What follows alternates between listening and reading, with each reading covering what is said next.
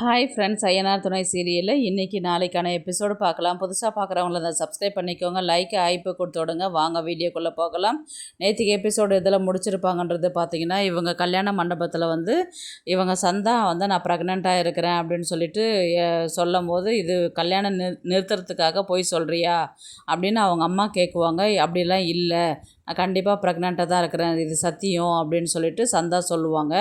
எல்லாருமே ஷாக் ஆகி நிற்பாங்க. இந்த கல்யாணம் நடக்காது, எல்லோரும் இங்கேருந்து வெளியில் போயிடுங்கன்னு சொல்லிட்டு சந்தாவுடைய அப்பா கத்தி எல்லாருமே வெளியில் அமுச்சு விட்ருவாங்க. இவங்க மட்டுமே எல்லாம் பேசின்னு இருப்பாங்க.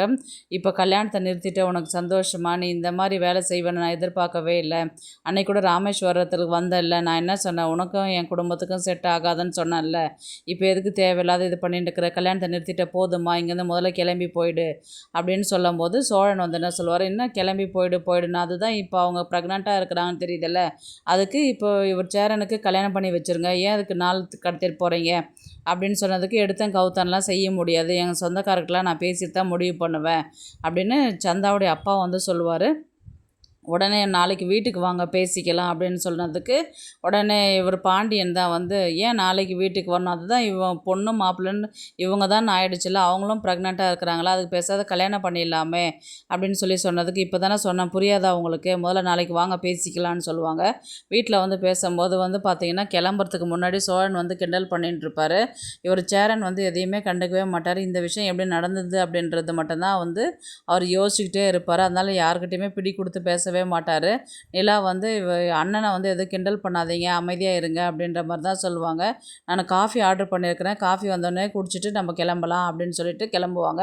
அவங்க வீட்டுக்கு போகும்போது நின்று வீட்டையே ஒருத்து பார்த்துட்டு இருப்பார். உடனே சோழன் வீட்டை பாடுறா எப்படி பார்த்துட்டு இருக்கிறாரு, அண்ணன் பண்ணுறதெல்லாம் பண்ணிவிட்டு எப்படி ஒன்றும் தெரியாத பாப்பா மாதிரி நிற்கிறாரு பாரு அண்ணன் அப்படின்ற மாதிரி தான் சோழன் சொல்லுவார்.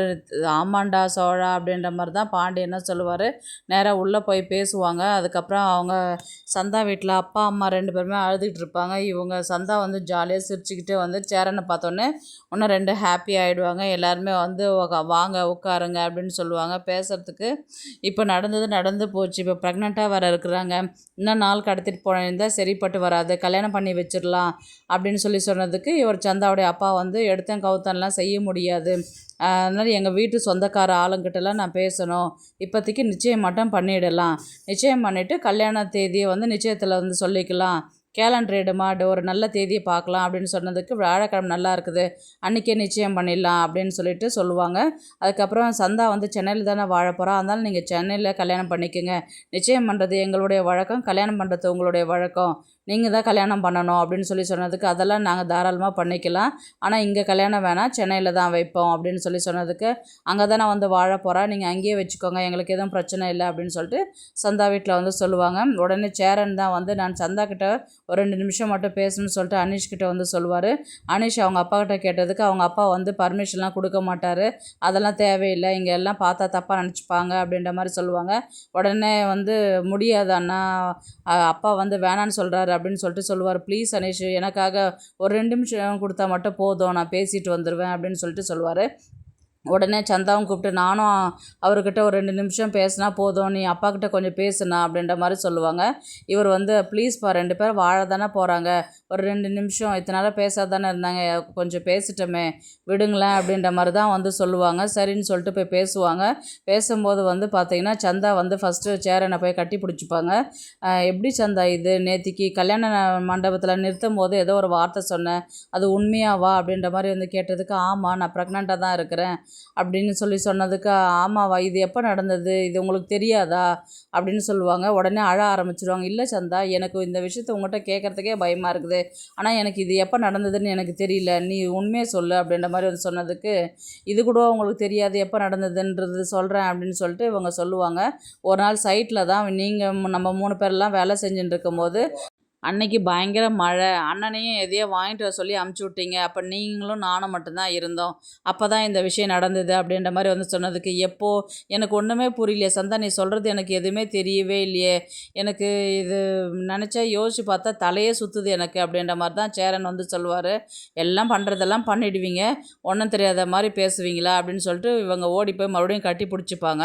ஆனால் சேரன் குழப்பத்தில் தான் இருப்பாங்க.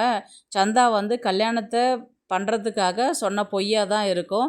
ஏன்னா அவருக்கே புரியல தெரியலன்னும் போது இதை எப்படி யோசிக்கிறது அப்படின்றது இருக்கும். ஒன்று வந்து இது உண்மையாக போகும், இல்லைன்னா இது வந்து பொய்யா வந்து கொண்டு போவாங்க.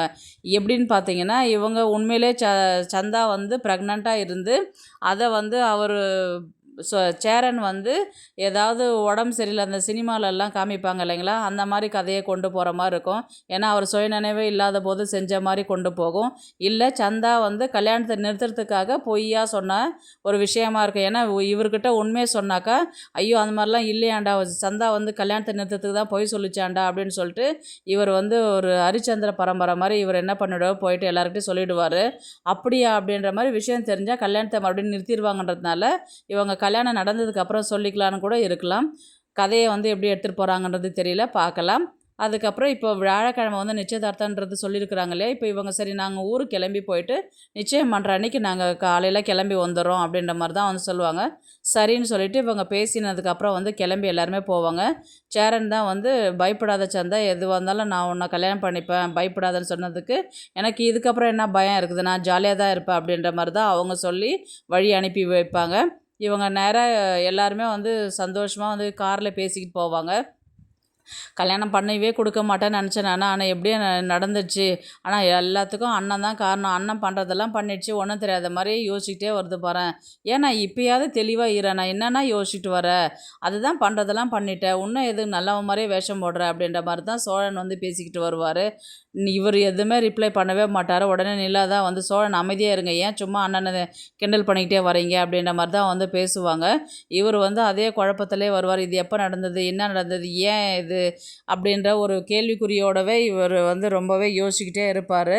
அதுக்கப்புறம் வீட்டுக்கு வந்து இப்போ நிச்சயதார்த்தத்துக்கு இந்த மாதிரி நடேசன் வந்ததுக்கப்புறம் சொல்லுவாங்க, இந்த மாதிரி நிச்சயம் பண்ணிட்டு போகிறதுக்கு போகிறோம், அன்றைக்கி ரெடியாக இருங்க கிளம்பி போகலாம் அப்படின்ற மாதிரி வந்து சொன்னதுக்கு, அதுக்கு என்னடா நான் எப்போவுமே ரெடி தான் அப்படின்ற மாதிரி தான் வந்து சொல்லுவாங்க. நடந்த விஷயத்தெல்லாம் சொன்னதுக்கப்புறம், ஓ இவ்வளோ ஆச்சியா, இப்போ ப்ரெக்னெண்ட்டாக இருக்குதா, இது என்னடா இது பெரிய கதையாக இருக்குது அப்படின்ற மாதிரி தான் வந்து அவர் சொல்லுவார். ஏதோ ஒன்று, இப்போ நாங்களாம் சித்தப்பாவாக போகிறோம், அது மட்டும் நடக்குது அப்படின்ற மாதிரி தான் வந்து சோழன் சொல்லிட்டு கிளம்பி போவார். நான் தாத்தாவாயிட்டேனடா அப்படின்ற மாதிரி நடேசன் வந்து சொல்லுவார். ஆமாம் ஆமாம் அப்படின்ற மாதிரி தான் இவங்க எல்லாருமே போவாங்க. ஆனால் சேரன் வந்து இந்த விஷயத்தை பற்றியே யோசிச்சுக்கிட்டே இருப்பார். ஒரு தெளிவான மனசு இது இருக்காது. திரும்பவும் கால் பண்ணி சந்தா கிட்டே பேசுவாங்க. திரும்பவும் சந்தா வந்து இதே விஷயத்தை தான் வந்து சொல்லுவாங்க. அதனால் இவருக்கு வந்து இது எப்போ நடந்ததுன்ற ஒரு கேள்விக்குறி மட்டும்தான் சேரனுக்கு இருக்கும். அடுத்தது வந்து பார்த்திங்கன்னா, மறுபடியும் இப்போது அங்கே போனோம் இல்லைங்களா, அதனால் பீகாருக்கு போகிறதுனால மறுபடியும் ட்ரெயினில் போகலாமா இல்லை ஃப்ளைட்டில் போகலாமா அப்படின்ற மாதிரி தான் வந்து யோசிப்பாங்க. இப்போ அன்றைக்கி போகும்போது பார்த்துக்கலாம், இப்போ எனக்கு கொஞ்சம் வேலை இருக்குது, என்னை கொஞ்சம் ஆஃபீஸில் இறக்கி விட்டுருங்க அப்படின்ற மாதிரி நிலா வந்து சொல்லுவாங்க. உடனே பாண்டியன் தான் வந்து நடந்த விஷயத்த சொல்கிறதுக்காக வானதி பார்க்குறதுக்கு மெடிக்கல் ஷாப் போயிருப்பாங்க. அங்கே பார்த்தீங்கன்னா இவர் வானதி வந்து டாக்டர்கிட்ட தான் உட்காந்து பேசின்னு இருக்கிற மாதிரி தான் இருக்கும். ஏன்டி வேலை செய்கிற நேரத்தில் அவர்கிட்ட என்ன உட்காந்து பேசின்னு இருக்கிற, மறுபடியும் மொக்க ஜோக்கு போட ஆரம்பிச்சிட்டாரா அவர் அப்படின்ற மாதிரி தான் வந்து இவர் கேட்பார். அதுக்கில்ல பாண்டி, சும்மா தான் இருந்தேன், பேஷண்ட் யாரும் வரல, அதனால பேசிக்கிட்டு இருந்தேன் நான், போனது என்ன ஆச்சு விஷயம் அதை சொல்லு நீ, இப்போ இவரை பற்றி அப்புறமேட்டு பேசிக்கலாம் அப்படின்ற மாதிரி தான் வந்து அவங்க சொல்லுவாங்க. இல்லை இப்போ நிச்சயதார்த்தத்துக்கு வந்து ஒத்துக்கிட்டாங்க, நிச்சயம் பண்ண சொல்லி வர சொல்லியிருக்கிறாங்க. சூப்பர் பாண்டி சூப்பர், இப்போ என்ன நீங்கள் எல்லாருமே அன்றைக்கி அங்கே போயிட்டு வருவீங்களா அப்படின்ற மாதிரி வந்து கேட்பாங்க. ஆமாம் அப்படின்ற மாதிரி இவங்க சொல்லுவாங்க. சரி பாண்டி, நீங்கள் போயிட்டு வந்ததுக்கப்புறம் எனக்கு கால் பண்ணு அப்படின்ற மாதிரி தான் வானதி வந்து பாண்டியன்கிட்ட சொல்லுவாங்க. சரி வானதி நான் கால் பண்ணுறேன்னு சொல்லிட்டு அவர் கிளம்பிடுவார். நிச்சயதார்த்தத்துக்கான தேவையான பொருள்லாம் வாங்கி எடுத்துகிட்டு மறுபடியும் வந்து இவங்க ட்ரெயினில் தான் ஊருக்கு கிளம்பி போகிற மாதிரி தான் இருக்கும். அதுக்கப்புறம் அந்த இடத்துல அவங்க அங்கே கிளம்பி போயிட்டு ப்ரமோ கூட அப்படி தான் காமிப்பாங்க. நிச்சயதார்த்தத்தை வந்து பண்ணுற மாதிரி அடுத்த வாரம் ஃபுல்லாகவே வந்து பார்த்திங்கன்னா சேரனுடைய கல்யாணத்தை தான் வந்து கொண்டு போவாங்க. பார்க்கலாம் கதையை வந்து எப்படி எடுத்துகிட்டு போகிறாங்கன்றது. இந்த வீடியோ உங்களுக்கு பிடிச்சிருந்தா ப்ளீஸ் லைக் பண்ணுங்கள், ஷேர் பண்ணுங்கள், சப்ஸ்கிரைப் பண்ணுங்கள். Thanks for watch. இந்த வீடியோ பிடிச்சிருந்தா லைக் பண்ணுங்க, நம்ம சேனலை சப்ஸ்கிரைப் பண்ணுங்க. உங்க ஆதரவு ரொம்ப முக்கியம். நன்றி.